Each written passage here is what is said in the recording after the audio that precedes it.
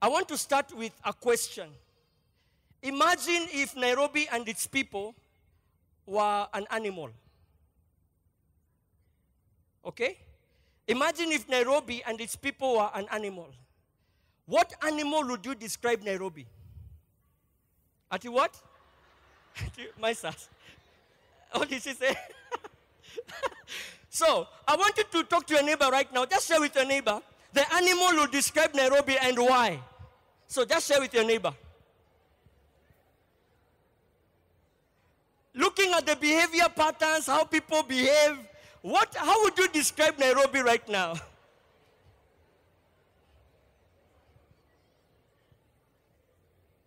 And why? Don't just say lion. Lion is what?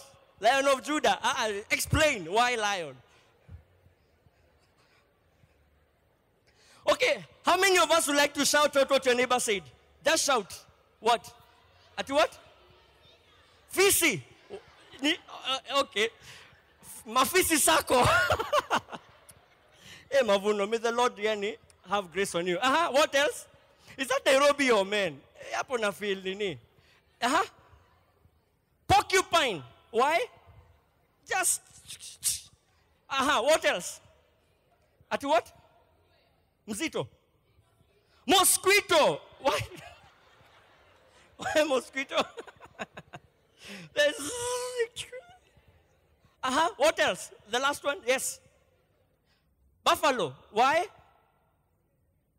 Very aggressive, Nini. Oh, that's really nice. Now, I asked some of my friends this week the same question, and these were some of their responses. They really gave some really interesting observation. One of them said, for me, the city is like a bird. People have great deal of freedom, but very unpredictable. You don't know which direction they're going to fly. There is a sense of freedom, but again, they are very unpredictable. You don't know what they're going to do next. Another one said, for me, Pasi, the city is like a bear. Very territorial and very aggressive. Have you seen the picture of a bear? Just, as in, you try to smile, you're like, okay, you're the only one smiling. Guys are meaning business. Another one said, for me, Pasi, I think this one is more like a sanguine who said this. The city is like an elephant. A big space that is very conservative. It takes time to change things around. It's just this big, massive space. By the time they turn, it's just forever, 10 years. So it's just a big, massive space. Another one said, the city is like a rat. Everyone is sniffy. And very active. But that one is almost true. Very sniffy and very active. And then, of course, I think this one is saved. Say, the city is like a lion. Hallelujah. People are ready to take what is theirs. Everyone is prowling, ready to jump at every opportunity. They're just ready to go after their kill. Another one said, the city is like a wolf. You will never understand the people of Nairobi, even if you live here forever. You will never understand them. They are mysterious. But it's true. People in Nairobi, it's hard to understand you. Today, KOT, let's have it. The moment it's done. We didn't say if you do that one. What do you want? Another one said, this one I loved it, because it's true. The people of the city are like owls. They are one thing during the day. But at night,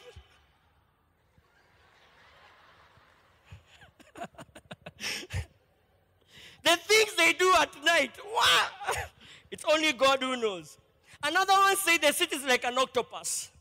You know the way the octopus with its tentacles?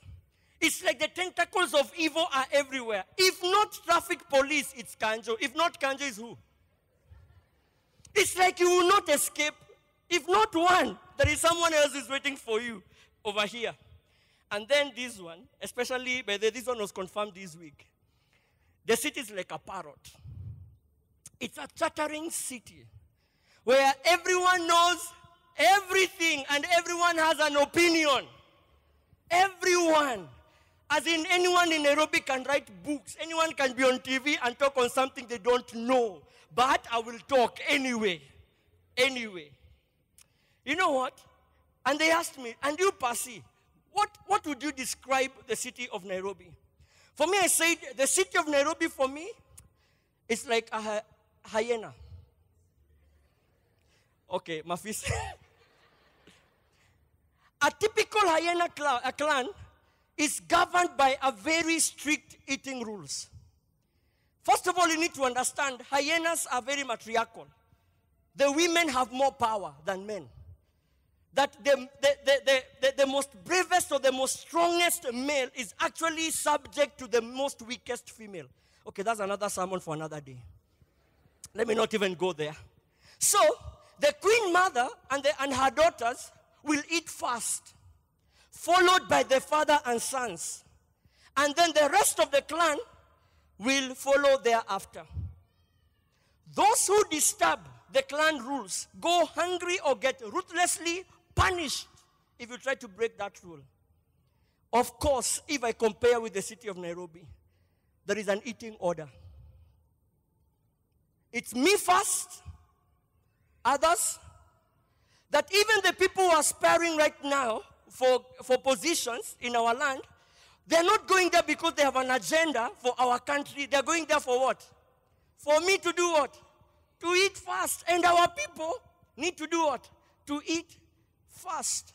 That even the people who have captured strategic sections of our economy, the state, the political institutions, have adopted the hyena's rule. That we eat first, and then others will eat afterwards. And by the way, as you watch the news, it exposes this kind of an attitude, where there is an eating order. Those who have vested interest in the city, they make sure nobody disturbs that order. And guess what? Equality, accountability have completely been sidelined because of this eating order. And this means the ruling elite continues to amass more fortunes while the poor and the working class continue to suffer ever-worsening poverty, inequality, and unemployment. So, Mafisi, not just to the men, but this is a Mafisi country where there are people who need to eat fast, and then there are people, and then you Kenyans maybe later, if there is anything. First of all, you need to understand hyenas they can actually eat a whole zebra in 30 minutes with no evidence. Even the bones are crushed. If you go where a hyena killed a prey, you will not find any evidence. Am I speaking Kenyan language? No evidence at all. They have collared everything. They are finished. Who? Me? Do I even know him? And then there is a photo of him talking. Do I know you? For our visitors, we are going through a series, I Am Legend, and we are addressing the question of what is the role of Christians in shaping the city of Nairobi. And when I talk about the city, it could be coming from Machakos, so the city is Machakos. It could be coming maybe from Kajiado. Kajiado is your city. So it's where you are, not necessarily the city of Nairobi. Where you stay, that's your city. For us, from Avoko, this is our city. And we are talking about how should we relate to the world around us. So last week, we said that we must own the city of Nairobi. This city is our home. It's our city to own. And we say this, if Nairobi prospers, okay, remind your neighbor, if Nairobi prospers, I prosper. Tell that to your neighbor. I prosper. And we say the default response to the middle class has been to run away and to go to their Christian ghettos and hang some Christian messages. But God is telling us, come back and engage in the problems of this city. You know, as I've been reading the news, already Nairobi is being carved up for 2017. Just the other day, the Water CS, Eugene Wamalwa, declared that he's going to run for the gubernatorial position in Nairobi. And there were all this, he's a project of the DP. And of course, there are so many people who are interested in that particular seat. Then, of course, we have the Goreti South MP, Dennis Waweru, also declaring his interest. We have Sonko declaring his interest. We have Bishop Margaret Wanjiru declaring her interest. And then, of course, the incumbent governor, Ivan Skidero, also is saying, even me, I am on that race. And as I listened to all this and as I watched all this news, I asked myself a question. Do we have influence at all? Do we? Guys, will everybody and anybody just stand up and say, I want to be governor? Do the church have a voice in this? Do we? Are we going to let other people determine the future of our city? Or are we going to do something? Should we let a few individuals dictate how our lives in the city are going to be lived? What is the role of the church? What is your role? What is my role in this? And then guess what? Because we are doing nothing, they come in power. We go to KOT because KOT has become both the prosecutor and the judge. Hey, we make noise. But right now, nobody is talking. Nobody is asking questions and say, what agenda do you have? Can you publish your manifesto? Can you tell us the plans you have for the youth? Can you tell us about the plans you have to continue making Nairobi, to become more industrial? What plans do you have?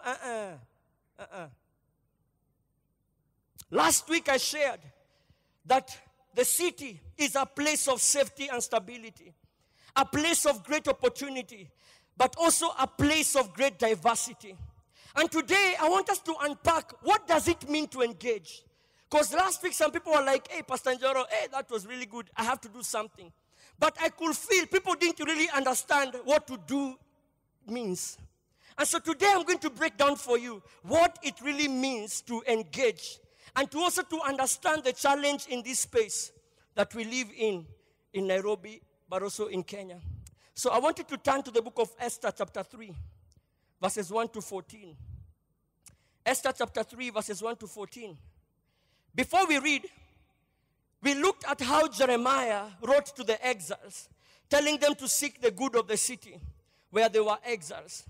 Now, the book of Esther is actually a book about a family that was in exile then, and specifically about a Jewish girl who was living as an exile in Persia, who becomes a queen through a beauty context. Usidharau wengine. She became a queen through a beauty context. And together with her uncle, they were used by God to bring deliverance to their people living in exile.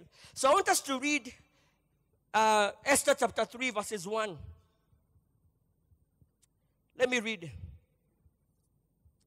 After these events, King Xerxes honored Haman, son of Hammedatha, the Agagite, elevating him and giving him a seat of honor, higher than all the other nobles. All the royal officials at the king's gate knelt down and paid honor to Haman, for the king had commanded this concerning him.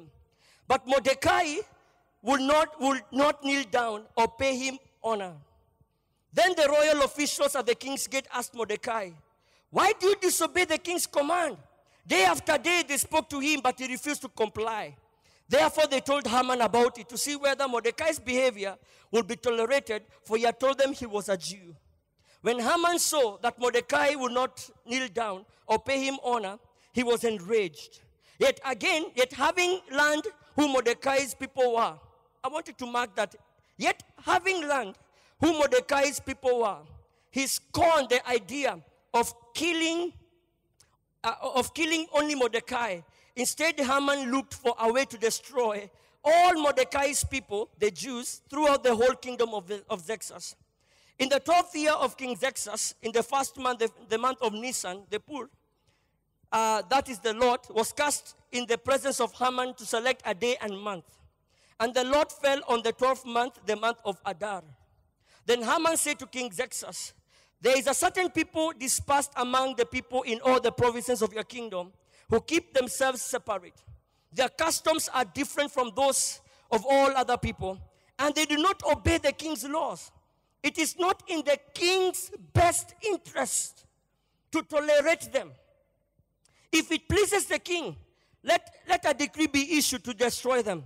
And I will give 10,000 talents of silver to the king's administrators for the royal treasury. So the king took his signet ring from his finger and gave it to Haman, son of Hammedatha, the Agagite, the enemy of the Jews. Keep the money, the king said to Haman, and do with the people as you please.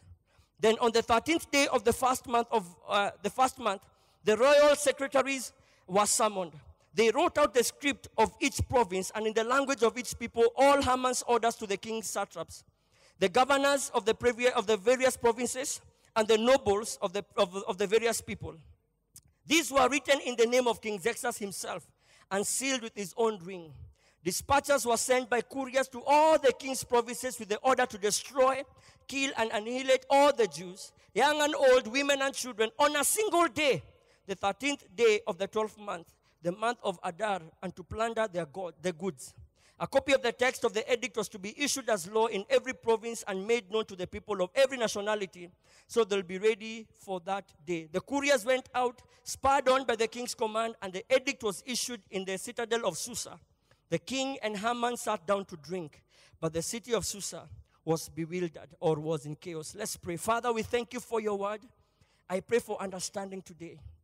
And Lord, even as I stand on this pulpit, I ask that I'm going to decrease as you increase, oh God. That, Lord, may you speak your people through me, and may honor and glory come back to you after all has been said and done. In Jesus' name. Amen. So this young woman from the tribe of Benjamin was now the queen of Persia. And one of the first things that the queen of Persia did was to get her uncle Mordecai a government job. A job with great hours, but also lots of vacation. You know? But one day, while Mordecai was standing outside the door of the king's palace, he overheard two disgruntled eunuchs talking about assassinating the king. So Mordecai let Esther know what he heard. And then she reported it to the king. So what happened is Mordecai in chapter 2 was given credit for saving his life. And of course, as a typical politician, the king, fearing his life, did a shake-up in his government. Are you seeing Kenya? So because he feared for his life, there was a massive shake-up in his government. So he promoted this obnoxious man called Haman to be his right-hand man. So in chapter 3, verse 1, first of all, you need to understand Haman was an Agitite. If you go several chapters behind your Bible, the Agitite was another name for the Amalekites, who used to be the enemies of God's people. So now Haman was a nasty guy who demanded that everyone literally bows down before him as he walked by. And everyone did except this one Jew called Mordecai. Why? Because for him, he could only bow before God, not to any man.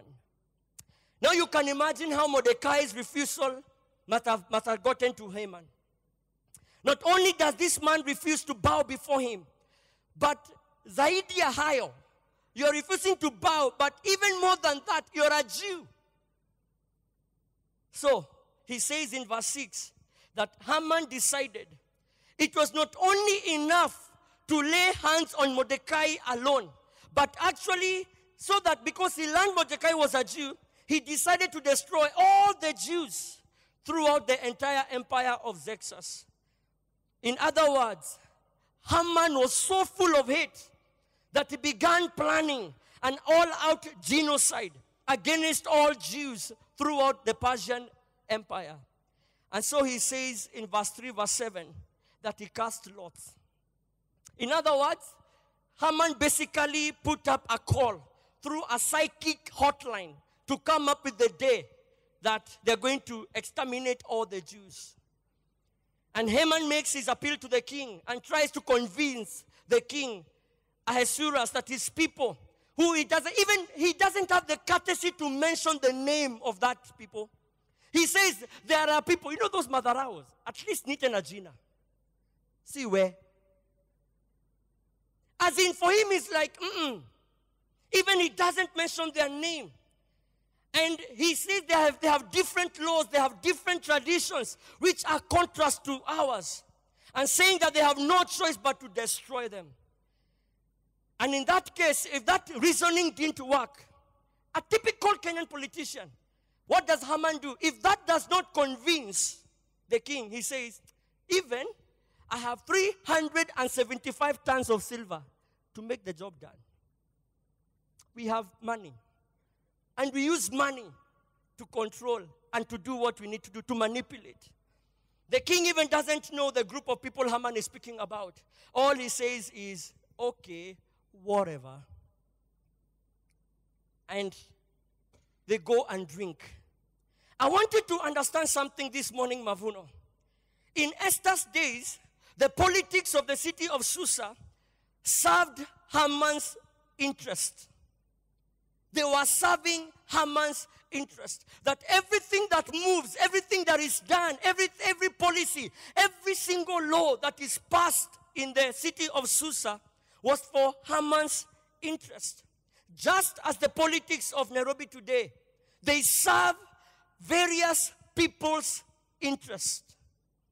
The city of Nairobi, or where we are coming from, is controlled by very few individuals in the various sector. Let me say this, Mavuno, without no fear. We have Hamans in our city. Our city is controlled by some Hamans out there, and they are dictating how our lives should be lived. If anything is not for their interest, for their eating, that law will not go. Okay, some of you are like, oh, really? What happened with the gambling law in parliament the other day? MPs are coming to say, look, gambling is going to destroy our country. Let's sit together and regulate this industry. What happened? The gambling people, they went and started putting their own. What happened when they voted? It was shut down. There are people who have interest in our city. Where are the Christians in Kesha praying? I'll preach today. There are Hamans in our country. There are Hamans in our city. They have interest. They are dictating how our lives should be lived. Even as God is calling us to engage, we need to be aware that the space we are in has its own serious challenges. The city is a space. And can I tell you, Mavuno, the Nairobi space is not neutral. It's not neutral. It is not a space where we are singing Kumbaya, hallelujah.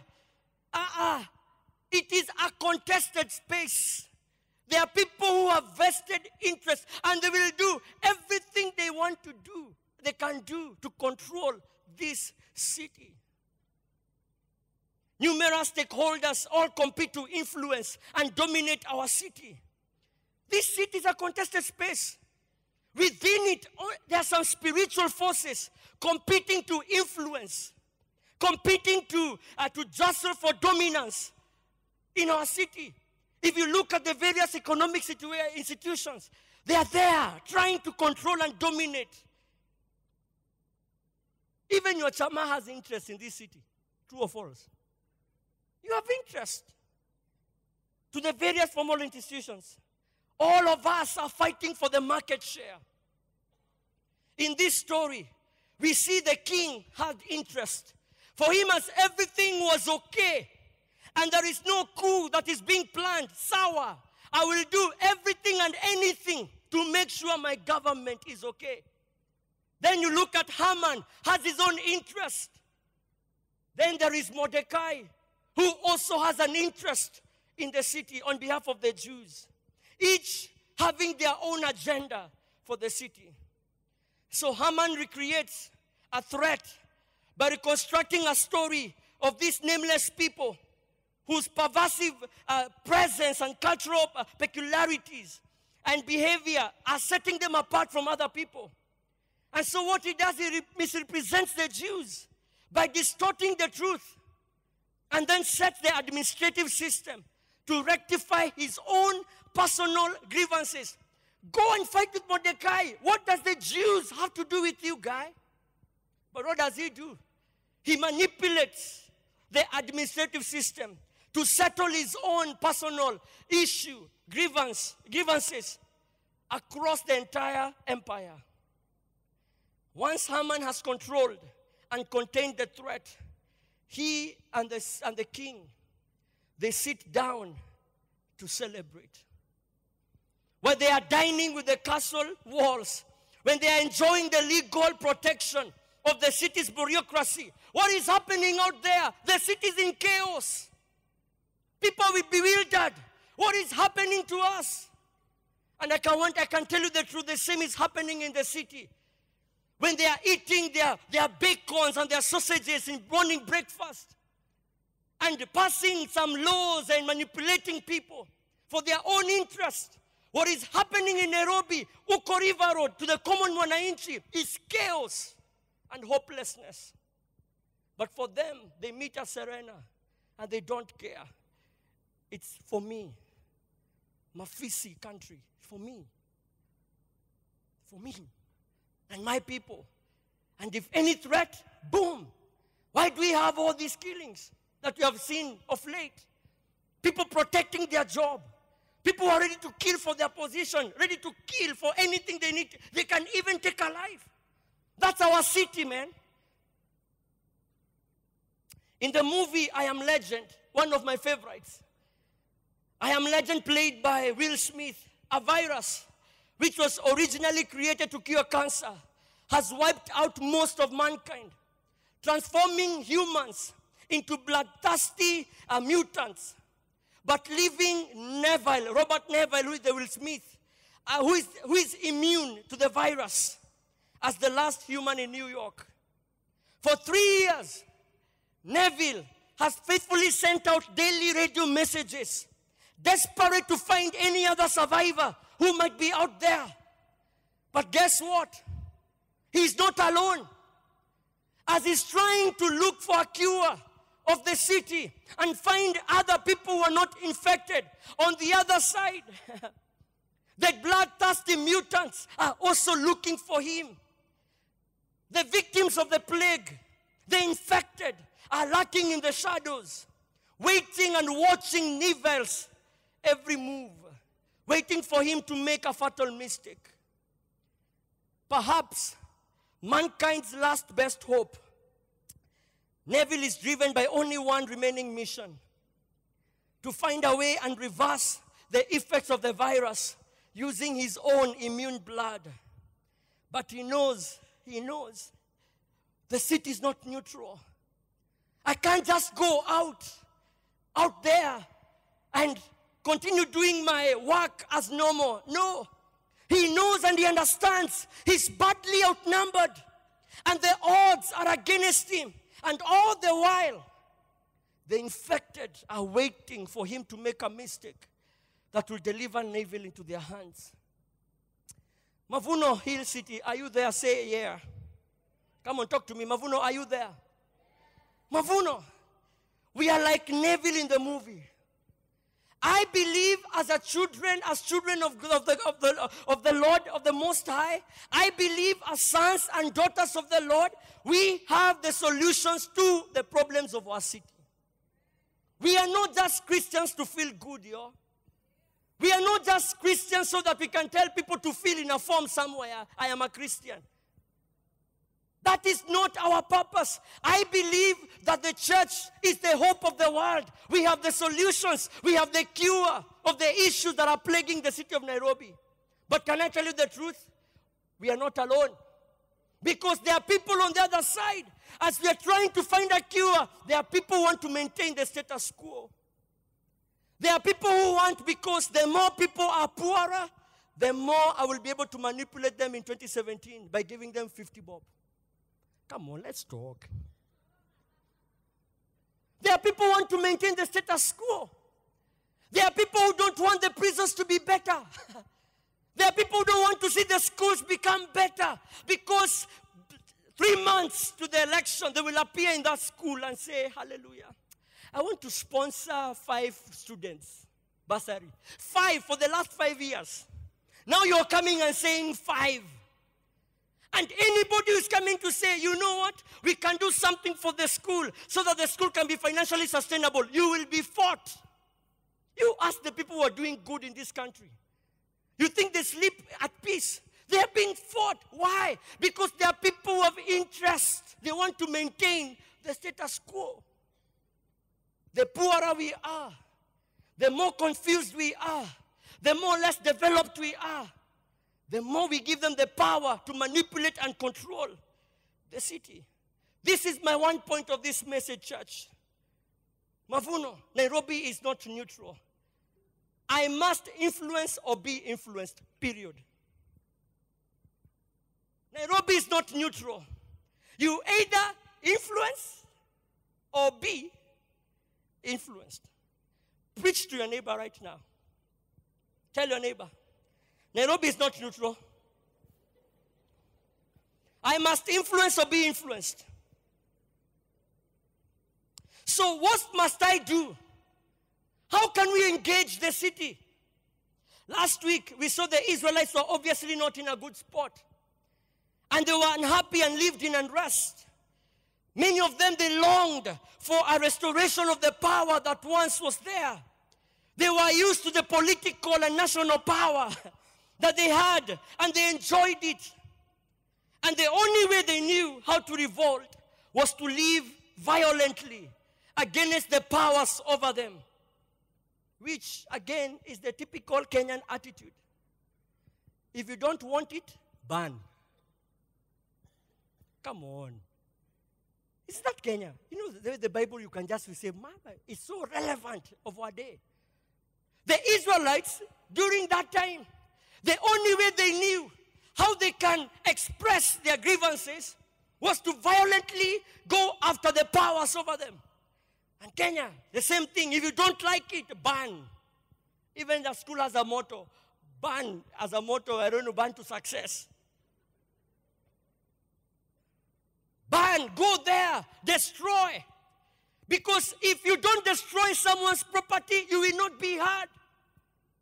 We have been taught that violence is the only way to get it done. Exactly like the Israelites. But Jeremiah says, that is not the way to do it. Because after burning, so what? Ask your neighbor, so what? After burning, after destroying property, so what? And so Jeremiah is telling them, I'm going to tell you something different. Something they were not expecting. And I believe it is something that we are being called to do this morning as Mavuno.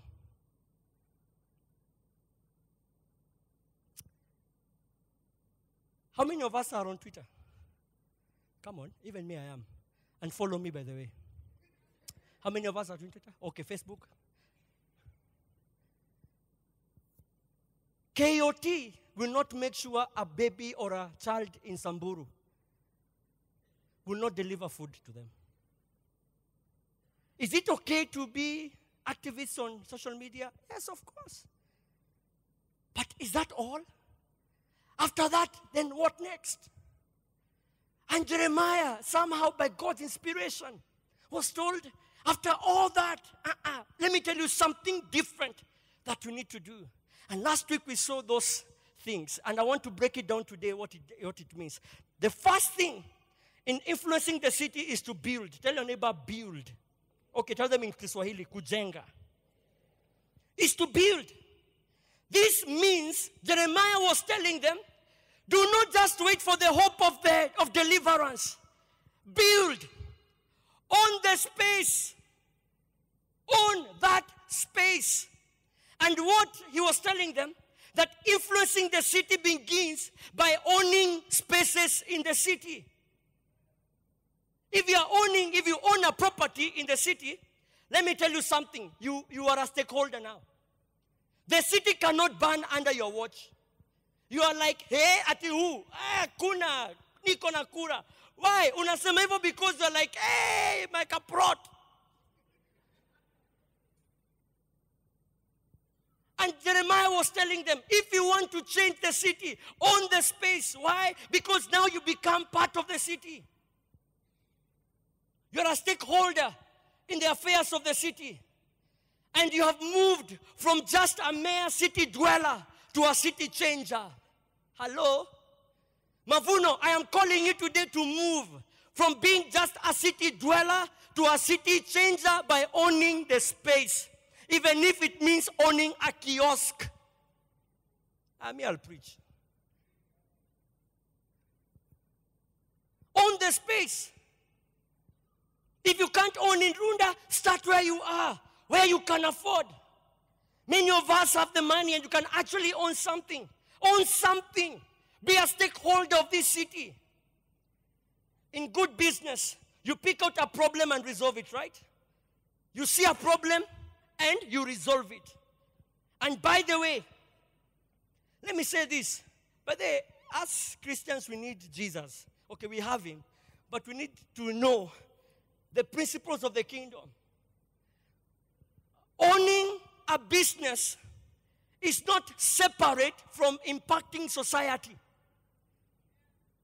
Many a times when we say you must be a fearless influencer of society, we are thinking of an NGO, what do we rather call socios, do something. But listen, another way of influencing society is by building, owning spaces. You can make money with your plot, but guess what? You're a stakeholder. When they are calling landowners, you are there with your kasut and saying, yeah, hata kama ni 0.5 decimals doing happy, I am there. I represent Nairobi with my small plot. True or false? But now if you don't have, where are you? On KOT, tweeting.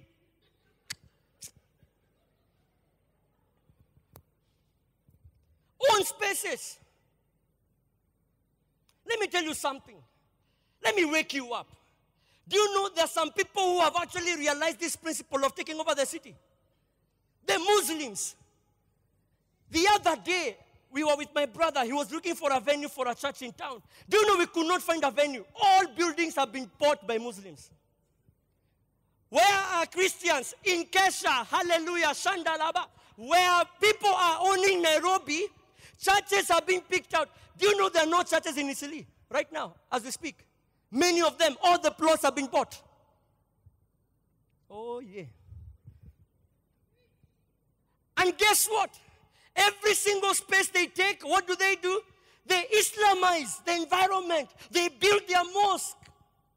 And all of a sudden, Muslims start streaming into that space. And Christians are like, Miss Pendia Islam, you go. They take your house. And guess what? They Islamize another estate. Me have called you Mavuno. We must own this city in Jesus' name. Where the finances are, we unlock them in the name of Jesus. We need to be rich and prosper so that we can take our city back. Me, I'm praying for you. I prayed for you this morning. May God raise kingdom billionaires in this church who are going to go back and buy buildings and plant churches and have godly estates around Nairobi. When he tells them to build, it's an idea of permanence. He's telling them, be permanent. You know, there's nothing of, you know what, if anything happens, there's no way I'm going. And he was telling them, instead of living here like a refugee, like, trisex, build. Now you can pray for this city. Now you can engage. You can do what you need to do. Why? Because you've been able to build. Tell your neighbor, build. Okay, tell your neighbor, Nairobi is not neutral. I must influence or be influenced. The second step is to plant. Tell your neighbor, plant. In the city, we don't plant much. But this refers to income generating. Engage in generating income for the city. Many of us here are actually business owners. Once again, to influence a city, it's not a thing apart from making profit. The more we become business owners, the more we make profits, the more we can leverage on those resources and influence to impact the city. That's why I'm so happy when I see businessmen who are Christians and they say, you know, that's against my values. And they are hard because they are not just tweeting for nothing. They are there saying, you know, I have a business and I need to be hard in this city. Where are the Christian business owners? And guess what? Many of us, we know how much money is flying over our heads in this city. And today I want to encourage every one of us that we must participate. We must be involved in the economic life of the city of Nairobi. We must. I'm not saying maybe. I'm saying we must be involved in the economic life of the city. Every time, by the time you're waking up, there are people who are making billions in this city. But where are Christians? Where are believers? Where are the Jesus followers? Deals are made, deals are closed. Where are the Christians on those tables? Where are we? Praying and hoping for rapture to come. And even you have come to a point of confessing, if I die poor, Lord, it's for your glory. It is not for his glory. No. And if I die poor, it's for your glory. I'm like, no. Tell your neighbor Nairobi is not neutral. You must influence or be influenced. Let me tell you something. In Kampala, when we went with my wife, the first year, we said no way. As in, by the way, my confession was, Pastor M hates me this much to send me this kind of a city. Oh my goodness, there was power rationing every day. Internet zero. It was terrible. And I was like, oh God, what did I do to you, Jesus? We packed. There's a time we came for holiday in December. We packed everything. And I was like, I'm going to come and tell Pastor M, my brother in the Lord, I feel you, but Of course, by the time I came here on Sunday, God was telling me, I'm with you, brother, you go back. The same bags again in my car, and we went back. But something happened the next year in December. One day, we asked with my wife, with each other, and we said, where is home? The reason as to why we are struggling is because we have never called Kampala home. And because Kampala is not home, you only see the dark side of Kampala. What if we say Kampala is home? Can I tell you the truth? Either you don't believe it, for it was a miracle. I am telling you, the next day as we are taking a walk, we saw the beauty of Kampala. Just because we changed our mindset from a place that is foreign to home. We started seeing business opportunities. Nilifanya kabiashara hapa na pale. Pastor time is not here. Thank you. Hallelujah. Thank God. We did kabiashara. But it took me and my wife to actually say this is home.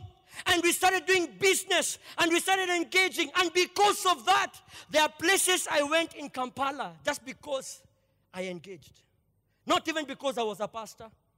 But they were like, you're a very different pastor, a hustler. Can you come and speak to other people on how you can do ministry and make money? I said, hallelujah. Listen, we need to be on those tables. You have something you can do in the city of Nairobi. Don't fold your hands and just say, oh God, if I die poor, it's for your glory. No, you must be accountable for the gifts and the resources that God has given you and the opportunities around you. Dr. Dallas Willard says that possessions and money cause uneasiness in the minds of many sincere Christians. We don't want to talk about money, about business. We are haunted by the thought that their service to God will be better if they owned nothing. That is not our portion. If we own nothing beyond what is required to meet our daily needs. And Dallas continues to make a point that the riches of this world are realities that will not just disappear just because you have abandoned them.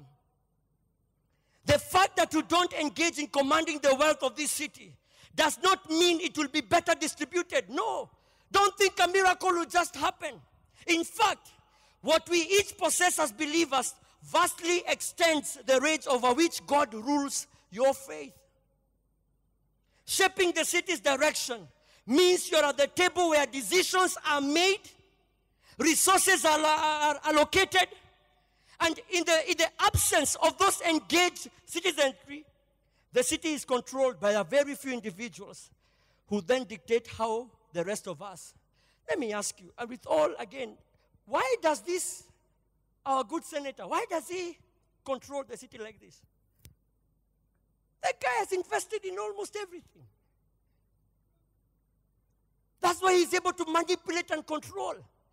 My prayer is, God, raise people in Mavuno who are going to start businesses that are going to grow, that are going to own spaces in this city, and you're going to become a major player in the future of Nairobi, the future of Kenya. We need those kind of people. Tell your neighbor again, Nairobi is not neutral.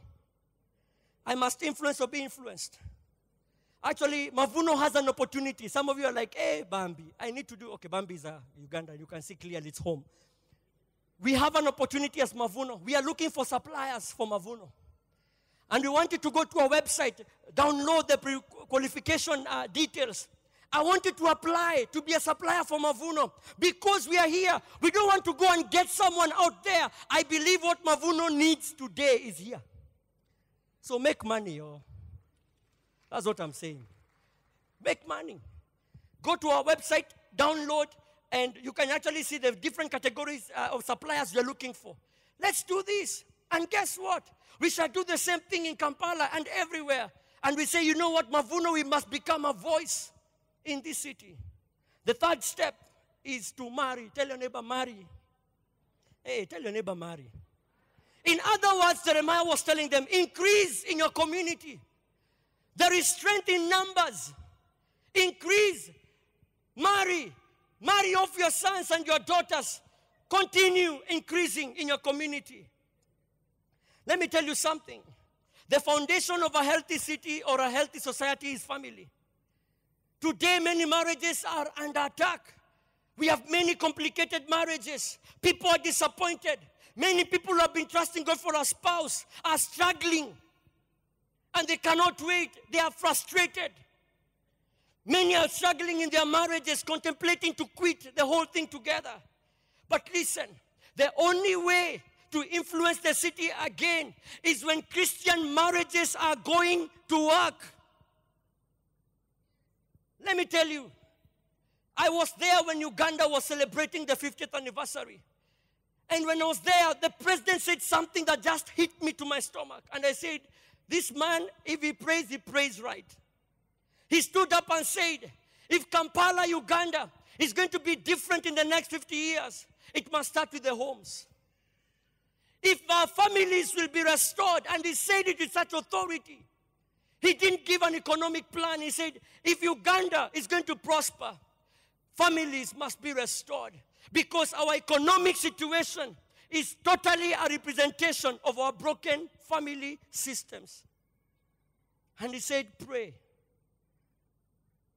The only way, sometimes, if marriages are suffering, there is no way the economic life of the city can survive. It starts with the families. And that's why Jeremiah threw in and said, marry. Go marry. Go. Increase. Why? Because if marriages will work, that is the solution to drug addiction. Do you understand? The boys who are burning schools is because of a father who left their mother. And all they know is violence because they saw their father being violent. Hey, me, I'll preach. He said, what we are seeing today is a representation of what is happening in homes. The rebellion. But listen, if this country, this city needs to work, then the marriages of Mavuno will work in Jesus' name. Because if one marriage will work, it's one generation that has been delivered from the works of the enemy. If one marriage works, it's a son or a daughter who has been shown how to love and to be loved. There is hope for Kenya. Tell your neighbor, Nairobi is not neutral. You must influence or be influenced. There is someone, a friend of mine, who is doing something amazing. She represents what I just spoke, how you can own a space, how you can go out and just use your skill, what you have, and how that platform can give you the space to influence the city. And I want you to watch this video of this good friend of mine. Because we've seen time and again that when educated girls grow into successful women, they don't just pat themselves on the back and enjoy the fruits of their success. No, as they should, they reach back and they help other women and girls along after them. And I could give you so many examples to illustrate this point, but tonight I'm going to share just one. Of course, we've heard Ayo's story, but there's another story of a woman who is here with us tonight at this dinner, Shiru Waithaka. Shiru, where are you? Because I didn't get a chance to meet you. Hi, sweetie, how are you?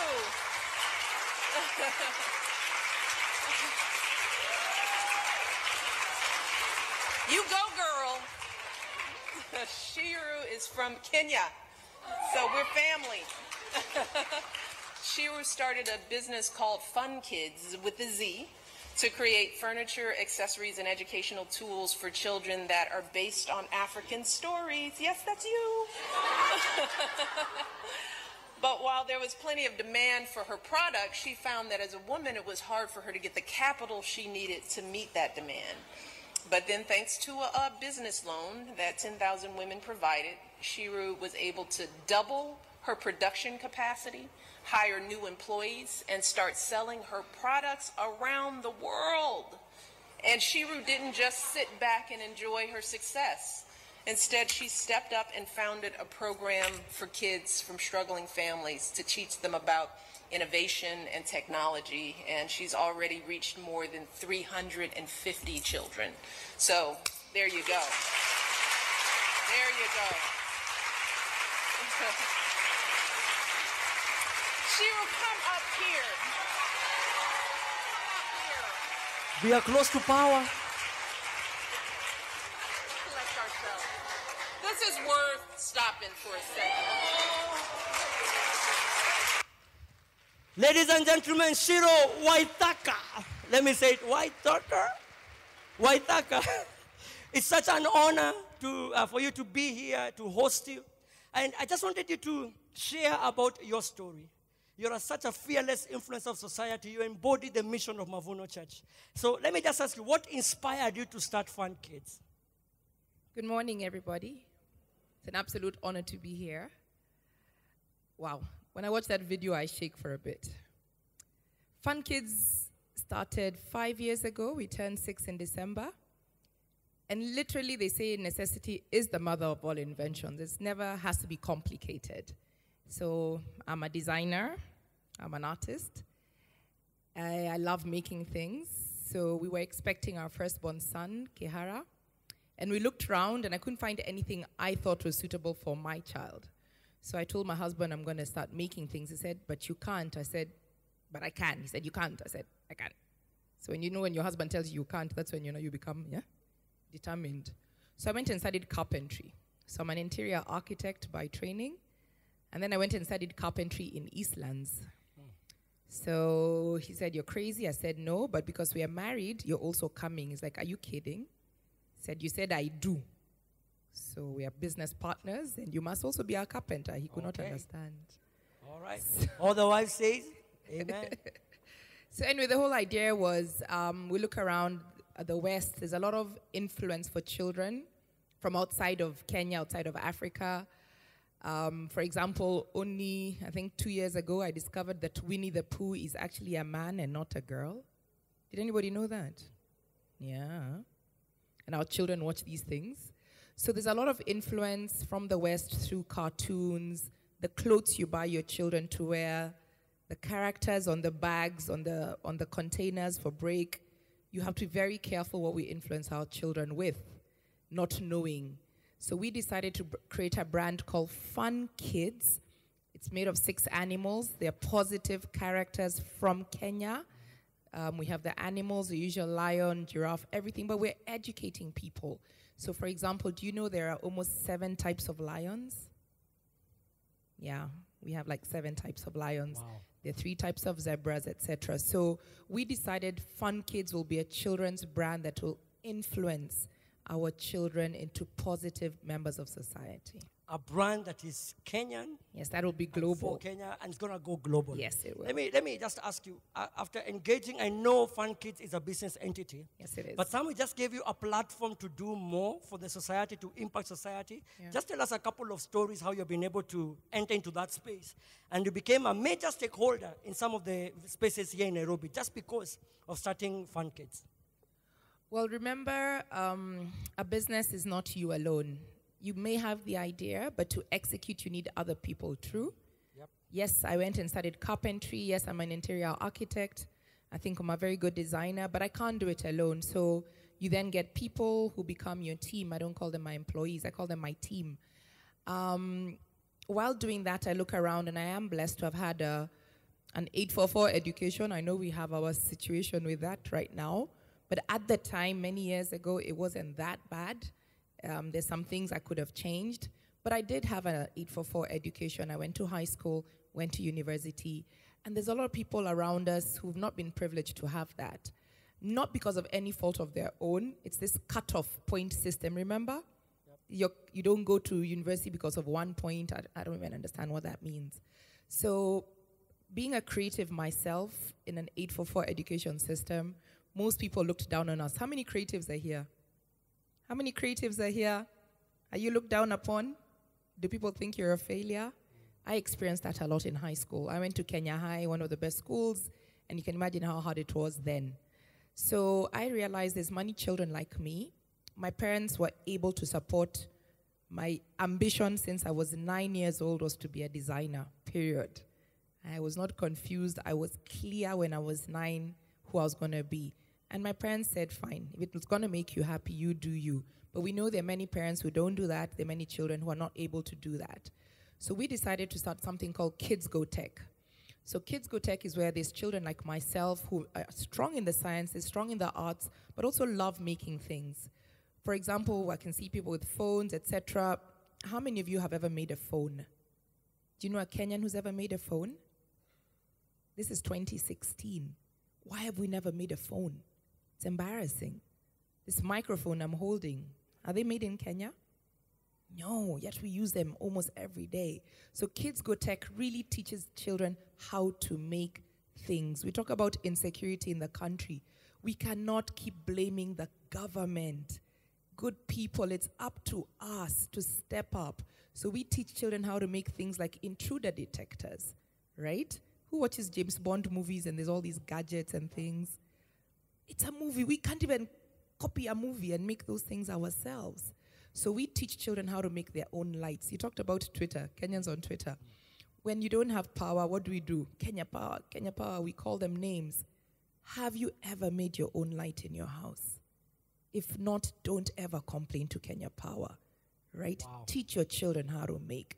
Wow. Others will forever be in this rat race. They will forever hold the power. Wow. So last Friday, I had children from the village. My factory's in Kikuyu.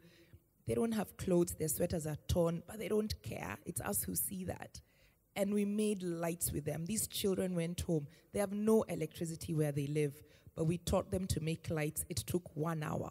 And they went home with lights they have made. They can now read. We need to stop complaining. Wow. And just get on with it. Wow. So those children will never complain about Kenya Power. They'll be okay. You guys are busy tweeting. Your phones are dying. They're making their own power. They're fine. Wow. I think they're more powerful than us. Wow.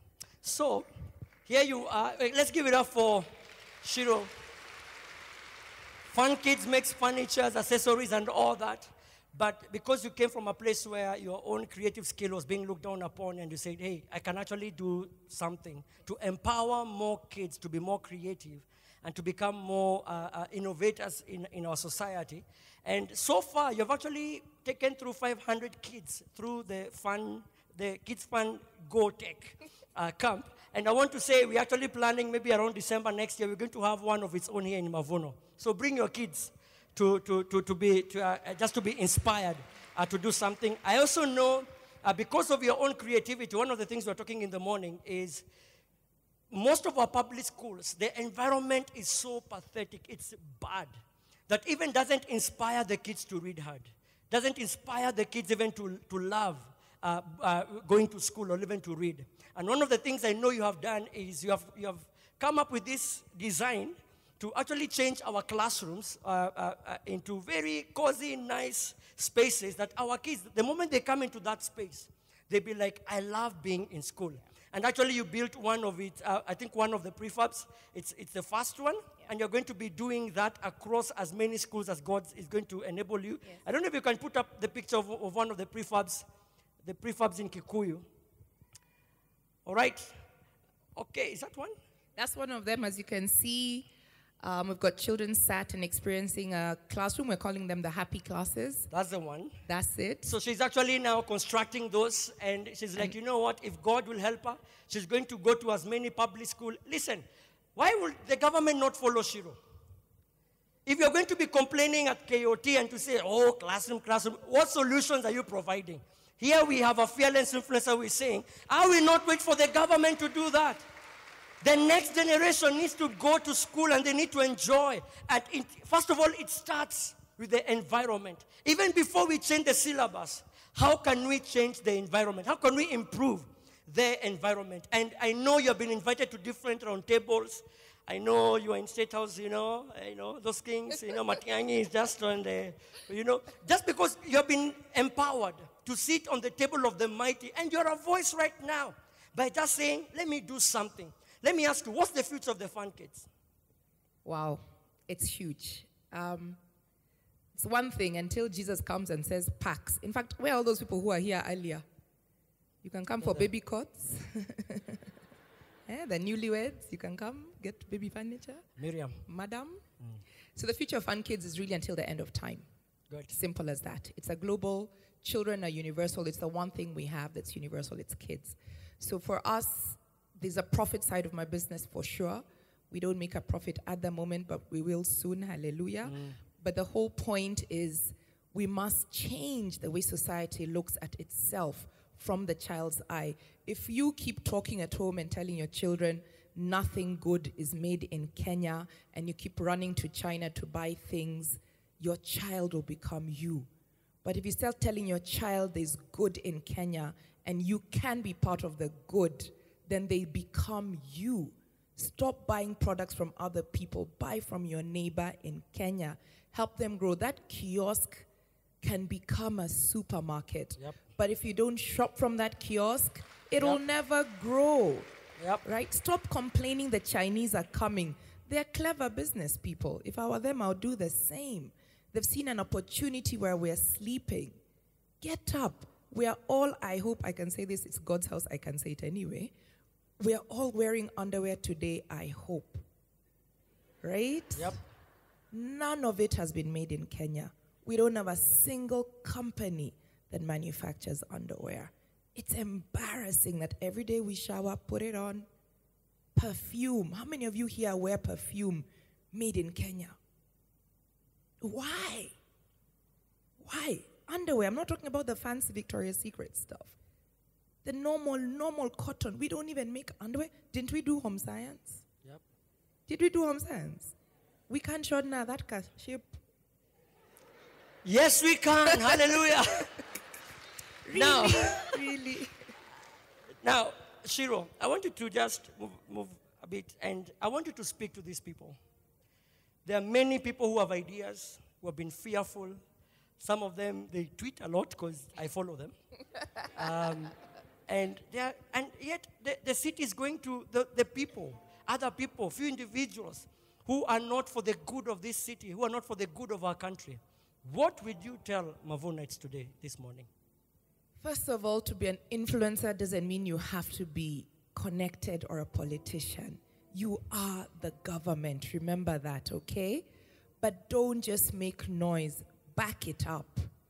If the day someone says, fine, show me what you're saying, you better have something to show them. And remember, you start small. Always remember yourself as a seed. You must have, we talked about planting. We start with seeds, right? Even if you don't farm, you have the basic understanding. You then grow, you sprout, you become a tree, you drop seeds. You must take your place at the table. Don't sit in your house with your clever self thinking they're going to find me here. Go out there and make yourself be heard and be seen. Amen. Please be honest. A lot of us in business don't pay our taxes. You are cheating this country. You're cheating me. Pay your taxes. Otherwise, there's no way you'll be blessed in your businesses. This is where we go wrong. But while doing your business and do a good, honest business, pull others with you. But do not be afraid. You cannot come here, listen to powerful messages, pray. Do you all believe in God?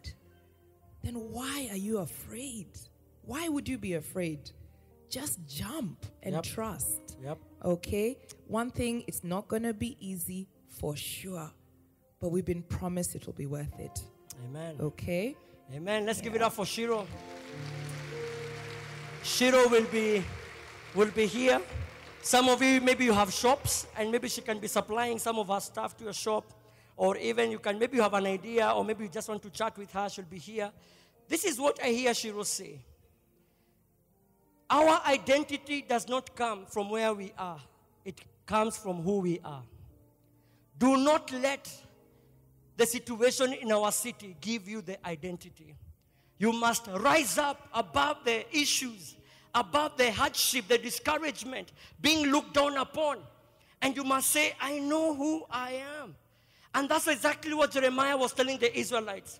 Do not let your freedom, your creativity to be taken away because of the environment you are in. No, you are God's people. And listen, one of the scriptures just after the scripture we read last week, Jeremiah 29:11 says what? After planting, after marrying, after building, what does he say? For I know the good plans I have for you. Even in that city, I have good plans to prosper you. But what is God going to prosper if you are not doing anything? He's going to prosper you, that seed. That something you are doing is going to prosper it. And I want to encourage you, Mavuno.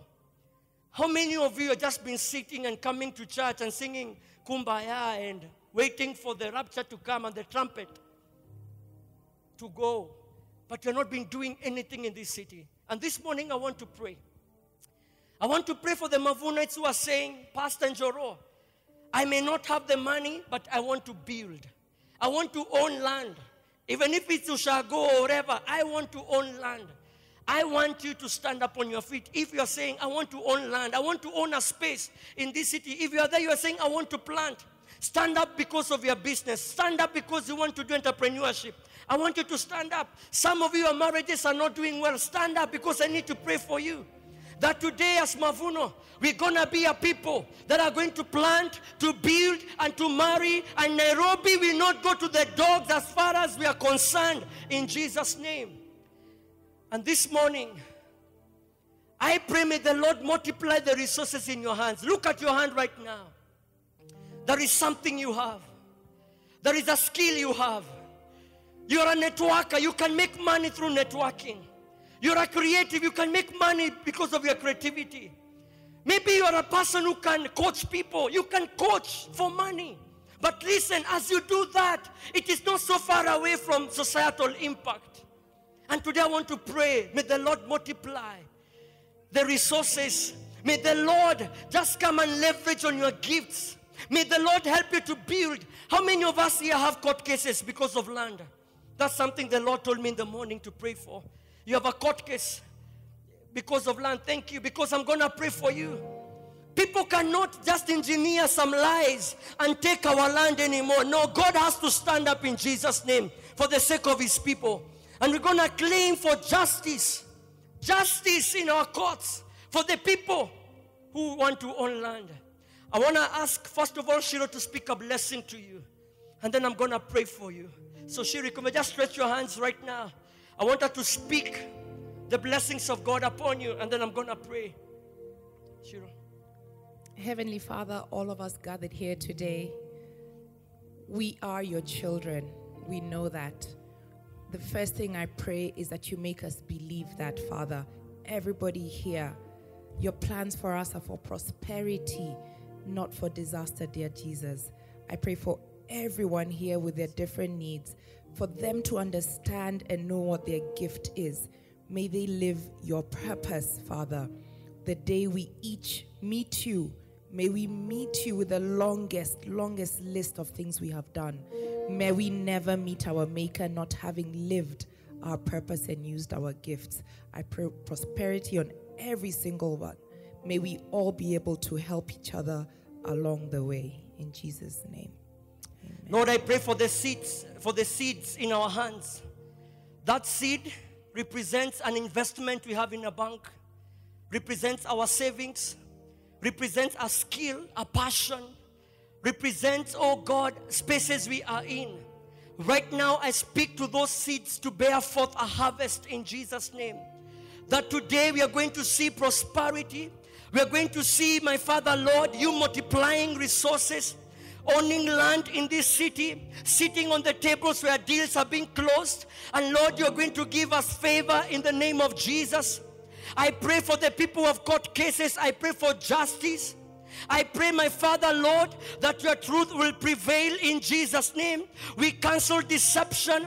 We come against the attacks over God's people. And Father, we pray that as believers in Mavuno, we're going to own buildings. We're going to own land. We're going to own businesses. We're going to give. We're going to impact society. And Father, Lord, I want to pray the government of Kenya will start following Mavunaites wherever they go. My Father, Lord, they'll be coming to seek advice. They are going to be coming to us and to say, would you do this for us in Jesus' name? I release an anointing of fearless influencing society in Jesus' name. I release the grace to influence society. None of us is going to go back to their status quo. None of us is going to go back to their comfort zone. None of us is going to go back to our whining and complaining. But from today, we are going to ask the Lord, open up my eyes. Give me understanding. Give me discernment. And Lord, help us to be a people that will be able to multiply wealth, but also to impact society. Lord, I pray for the marriages in church that are going through a rough time. I pray for peace. I pray for restoration. I pray for healing upon those marriages. And for those who are not married and are desiring to get married, I speak those spouses in Jesus' name to come from the north, the south, the east, and the west. And for those of us who are saying, maybe marriage is not my thing, Lord, I pray as they get to adopt kids and be part of the society, may they contribute positively to our society when it comes to family. So God, I bless your people. I bless your people. I want you to lay your right hand on your chest right now. I want you to say a prayer for yourself. I don't know what you're going to tell God, but I sense the presence of God in this place. I don't know, maybe you're going to speak your dream. There is something you need to tell God today. And I want you to mark it because you're going to look back and you're going to remember the 14th of August, 2016, the day I asked God to open doors. The day I asked God to give me the grace to leave employment and start a business.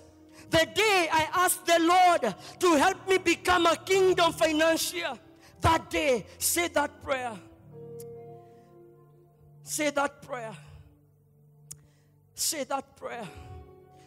Father, according to the confession of your people, I say it is done in Jesus' name. In Jesus' name it is done.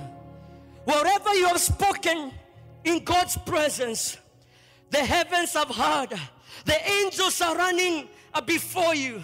And I pray that this day will become a testimony that is the day I chose to become a fearless influencer of society. I bless you now. In Jesus' name I pray. And God's people say it. Come on, and God's people say it. Let's give a mighty shout of praise to Jesus.